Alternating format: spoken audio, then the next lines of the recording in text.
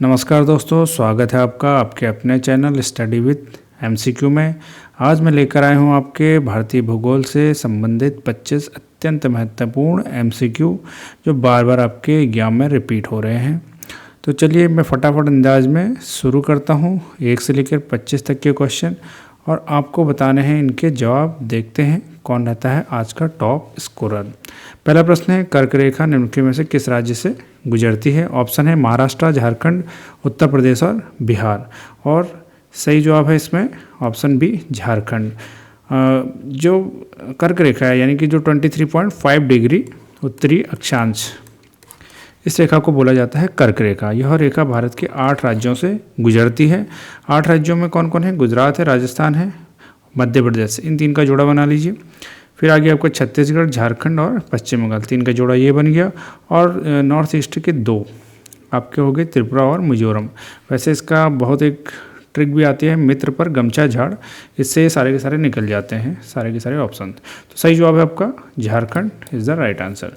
Next question देखते हैं, भारत का कौन सा भू आकृतिक विभाग सबसे प्राचीनतम है? इनमें से सबसे प्राचीनतम कौन है ये आपको बताना है। हिमालय पर्वतीय क्षेत्र, उत्तरी मैदान, प्रायद्वीपीय पठारी क्षेत्र या फिर तटीय मैदान। और सही जवाब है आपका प्रायद्वीपीय पठारी क्षेत्र, जो कि दक्षिण भारतीय क्षेत्र होता है। ठीक है, यह भारत का सबसे प्राचीनतम भूभाग यानी कि भू आकृतिक विभाग है। अगला प्रश्न देखते हैं, क्षेत्रफल की दृष्टि से विश्व में भारत का कौन सा स्थान है? दूसरा, 5वां, 8वां या 7वां। और सही जवाब आपका ऑप्शन डी 7वां। क्षेत्रफल के मामले में भारत विश्व में 7वें नंबर पर आता है और जनसंख्या में दूसरे नंबर पे। अच्छा, रूस, कनाडा, चीन, संयुक्त राज्य अमेरिका, ब्राज़ील और ऑस्ट्रेलिया हैं भारत से आगे। और भारत के जस्ट पीछे यानी 8वें नंबर पर कौन सा देश है, ये भी क्वेश्चन पूछा गया एग्जाम में और उसका नाम है अर्जेंटीना। नेक्स्ट क्वेश्चन देखते हैं, भारत का सुदूर पश्चिमी बिंदु किस राज्य में 68 डिग्री 7 मिनट पूर्वी देशांतर पर स्थित है? ऑप्शन है राजस्थान, महाराष्ट्र, गुजरात या पंजाब। और सही जवाब आपका गुजरात। भारत का सबसे पश्चिमी बिंदु 68 डिग्री 7 मिनट पूर्वी देशांतर पर गुजरात राज्य में स्थित है। इस स्थान को गौर माता या गुहार मोती भी कहा जाता है। जबकि मुख्य भूमि का जो सबसे पूर्वी बिंदु पूछा जाए, अगर पूर्वी बिंदु पूछा जाएगा तो वो होगा आपका किबिथु, जो कि अरुणाचल प्रदेश में है। अगला प्रश्न देखते हैं, भारत का सुदूरस्थ दक्षिणी बिंदु कौन है? और इसका सही जवाब है आपका इंदिरा पॉइंट।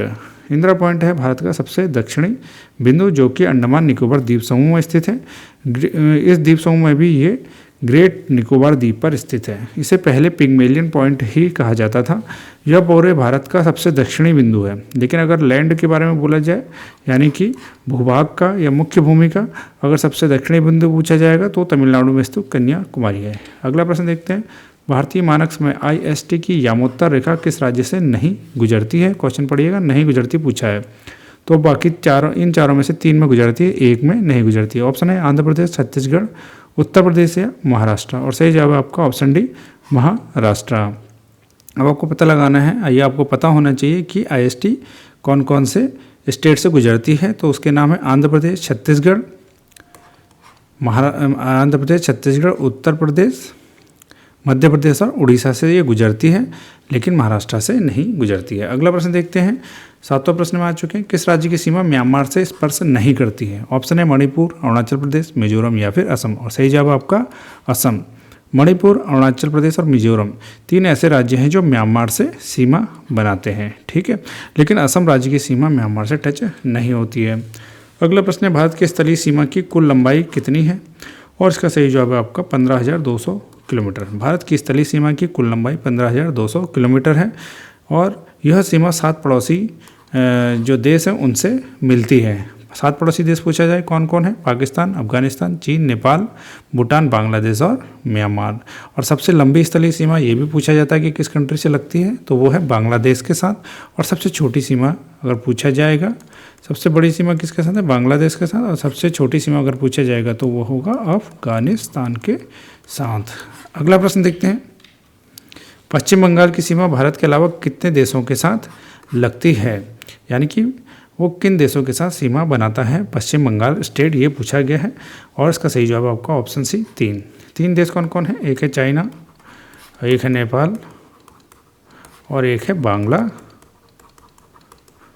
तो 3 देशों के साथ पश्चिम बंगाल स्टेट की सीमा लगती है। क्षेत्रफल की दृष्टि से भारत का सबसे बड़ा राज्य वर्तमान में कौन है, और इसका सही जवाब आपका ऑप्शन डी राजस्थान। भारत की सबसे लंबी अंतर्राष्ट्रीय सीमा किस देश के साथ है, और इसका सही जवाब आपका बांग्लादेश। और एक चीज़ और पूछ सकता है कि बांग्लादेश की सीमा कितने स्टेट से लगती है, तो ये लगती है आपकी 5 स्टेट से। उनके नाम है पश्चिम बंगाल, असम, मेघालय, त्रिपुरा और मिजोरम। भारत का सबसे बड़ा संघराज्य क्षेत्र यानी केंद्र शासित प्रदेश कौन है, इन ऑप्शंस में आपको बताना है। दिल्ली, लक्षद्वीप, पुडुचेरी या अंडमान निकोबार द्वीप समूह। इनमें सबसे बड़ा सीमा वाला है अंडमान निकोबार द्वीप समूह। ठीक है, नेक्स्ट क्वेश्चन देखते हैं। कोंकण तट कहाँ से कहाँ तक विस्तृत है। ऑप्शन है मुंबई से गोवा, गोवा से केरल, गोवा से लेकर दमन तक, या दमन से लेकर कन्याकुमारी तक। और सही जवाब आपका ऑप्शन सी गोवा से लेकर दमन तक। दक्षिण भारत में पश्चिमी तट जो गोवा से लेकर दमन तक है, जिसमें महाराष्ट्र का क्षेत्र भी शामिल है, फैला हुआ है, उसे ही हम कहते हैं कोंकण तट। कोंकण तट उत्तर में दमन गंगा, नाम याद कर लीजिए, उत्तर में दमन गंगा नदी जो कि दमन के पास है, से लेकर दक्षिण में तेरे खोल नदी बोलते हैं, तेरे खोल नदी तक फैला हुआ है, जो कि महाराष्ट्र और गोवा राज्यों से होकर गुजरता है। यह तट पश्चिमी घाट और अरब सागर के बीच स्थित है।